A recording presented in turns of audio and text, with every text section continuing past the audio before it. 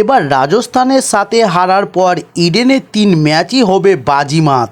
এবার দল হারার পর কেকেআরের মালিক শাহরুখ খান দলকে টোটকা দিলেন এবং এবারের আইপিএলে বাকি ম্যাচগুলির জন্য কলকাতা নাইট রাইডার্স যাদেরকে বাদ দিতে চলেছে, তবে সেগুলো জানতে হলে সম্পূর্ণ ভিডিওটা দেখার অনুরোধ রইল। চলুন শুরু করি। তবে এবার কলকাতার নাইট রাইডার্স দল এখনো মানসিক দিক থেকে চাঙ্গা। দলের প্লেয়াররা যেমন সাফল্য পাচ্ছেন, তেমনি দল প্রতিটি ম্যাচই বড় লড়াই করছে। যেমন রাজস্থানের কাছে হেরে গেলেও হাড্ডাহাড্ডি ম্যাচ হয়েছিল এদিন।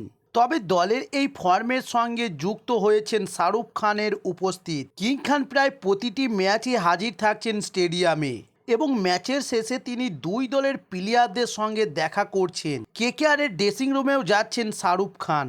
তবে এবার রাজস্থানের কাছে হাড্ডাহাড্ডি হারের পর দলের প্লেয়াররা কিছুটা হতাশ ছিলেন, কারণ এই লড়াইয়ের পর হার মোটেও কেউ প্রত্যাশা করেনি। ম্যাচের শেষের দিকে এসে এই ছবি দেখতে হবে, সেটা প্রত্যাশা ছিল না কারো কাছে। তবে ম্যাচের হারার পর প্লেয়ারদের চাঙ্গা করতে ড্রেসিং রুমে এলেন দলের মালিক শাহরুখ খান আর নিজের জনপ্রিয় পেপ টক দিয়ে প্লেয়ারদের তাতালেন তিনি।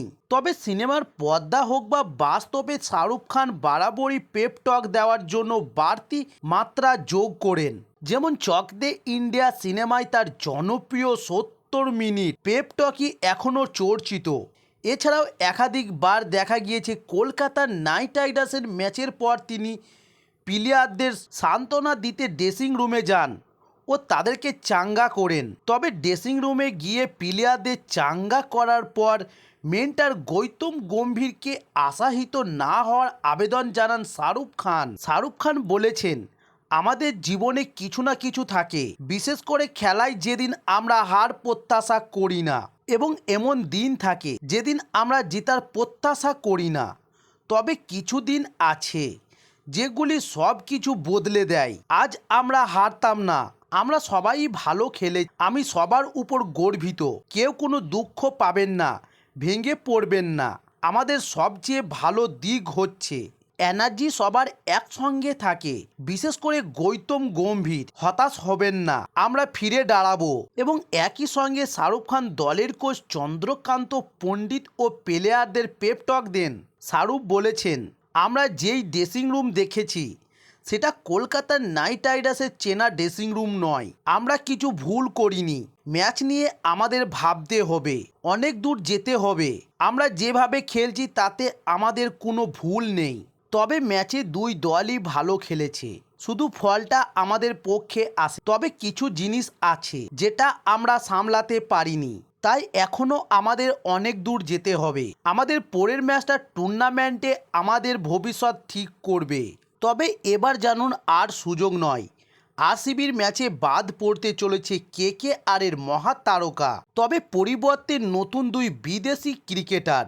তবে কলকাতার নাইট রাইডার্স অনেক আশা করে নিলামে 24,75,00,000 টাকা দিয়ে অস্ট্রেলিয়ার তারকা পেসার মিশেল স্টার্ককে নিয়েছিল কলকাতার নাইট রাইডার্স। তবে দলের মেন্টর গৌতম গম্ভীর জানিয়েছিলেন দলের প্রধান ফার্স্ট হলেন স্টার্ক। কিন্তু মৌসুমে প্রথম 6 ম্যাচ হয়ে গেলেও একেবারেই কেকেআরের ফ্যানদের আশা পূরণ করতে পারেনি আজি পেসার স্টার্ক। একটি মাত্র ম্যাচ ছাড়া বাকি সব ম্যাচই চূড়ান্ত ফ্লপ। তাই অনেকেই বলেছেন স্টার্কের কারণেই হারতে হয়েছে রাজস্থানের বিরুদ্ধে। তবে এবারে আইপিএলে আরসিবির ম্যাচের আগে পর্যন্ত স্টার্কের যা পরিসংখ্যা তা একবারও দেখলে মনে হবে না তিনি বিশ্বের অন্যতম সেরা পেসার।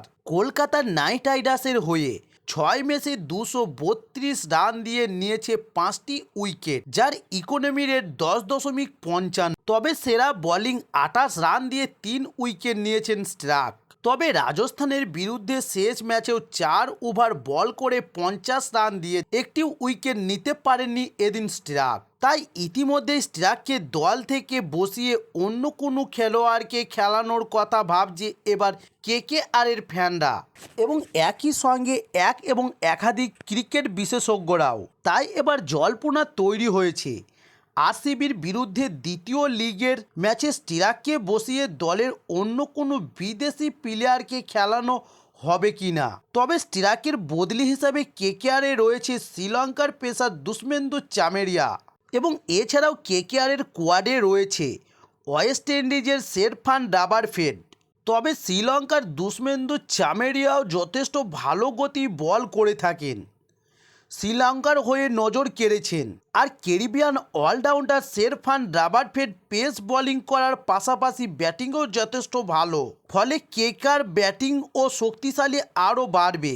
তবে এবার দেখার বিষয়, স্ট্রাকের মতো মহা তারকাকে দল থেকে বসানোর মতো কঠিন সিদ্ধান্ত শেষ পর্যন্ত কলকাতা নাইট রাইডার্সের টিম ম্যানেজমেন্ট নিতে পারে কি না ফের আজই পেসার স্ট্রাকে ভরসা রাখতে চলেছে চন্দ্রকান্ত পণ্ডিত ও দলের মেন্টার গৌতম গম্ভীর।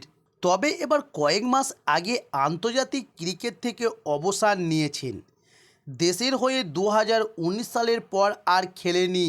তবু কেকেআরের অলরাউন্ডারকে টি-20 বিশ্বকাপে দলে চাইছে ওয়েস্ট ইন্ডিজ। আইপিএলে পুরনো ফর্মে দেখা যাচ্ছে সুনীল নারিনকে, কৃপণ বোলিং তো আছেই, সঙ্গে ওপেনিং হিসাবেও নজর কেড়েছে প্রতিটি ম্যাচে। সেরা ফর্মে থাকা অভিজ্ঞ অলরাউন্ডারকে যে কোনো দলই চাইবে, তাই টি-20 বিশ্বকাপে নারিনকে পেতে চাইছে তাদের দেশ ওয়েস্ট ইন্ডিজ। রাজস্থান রয়্যালসের বিরুদ্ধে মঙ্গলবার টি-20 ক্রিকেটে প্রথম শতরান করেছেন নারিন। 56 বলে 13টি চার এবং 6টি ছক্কার সাহায্যে 109 রানের ইনিংসের পর বিশ্বকাপের আলোচনায় ঢুকে পড়েছেন 35 বছর অলরাউন্ডার। এখনও পর্যন্ত আইপিএলে 6টি ম্যাচ খেলে 276 রান করেছেন, কমলা টুপির দৌড়ে রয়েছেন তৃতীয় স্থানে। তবে নারিনের স্ট্রাইক রেট এখন 187.75, বল হাতে নিয়েছেন 7টি উইকেট, ওভার পিছু খরচ করেছেন 6.57 রান। তাই এবার চাইলেই নারিনকে বিশ্বকাপে খেলাতে পারেন ওয়েস্ট ইন্ডিজ। তবে গত নভেম্বরে আন্তর্জাতিক ক্রিকেট থেকে অবসর নিয়েছেন তিনি। তবে ওয়েস্ট ইন্ডিজ তা নিয়ে খুব একটা ভাবছেন না।